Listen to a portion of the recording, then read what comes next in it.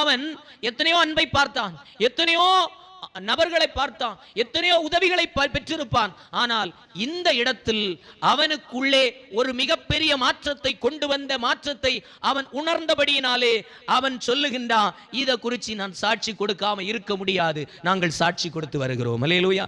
அப்ப அதுக்கு ஒரு காரணம் இருக்கும். சும்மா அவன் சாட்சி கொடுக்க முடியாது, எல்லாத்தையும் விட்டுட்டு இதுக்கு பின்னாடி ஓட முடியாது. அப்ப அந்த காரணத்தை நம்ம புரிந்து கொள்வோம் என்று சொன்னார். 3வது வசனத்தை வாசிக்கலாம். நீங்களும் எங்களோடு கூட ஐக்கியம் கொள்ளுவதற்கும் கண்டும் கேட்டும் அறிந்தும் இருக்கிறவைகளை உங்களுக்கு அறிவிக்கிறோம். அவர் சொல்லுகின்றார், எங்களுடைய ஐக்கியம் இதுவரைக்கும் இருந்த ஐக்கியத்தை போல அல்ல, பிதாவாகிய தெய்வத்தோடு எங்களுடைய ஐக்கியம் இருக்கிறது. வாசிக்கலாம். அவருடைய குமாரனாகிய இயேசு கிறிஸ்துவோடும் இருக்கிறது. அல்லேலூயா. அப்போ யோவான் இந்த நிருபத்திலே சொல்லுகின்றான்,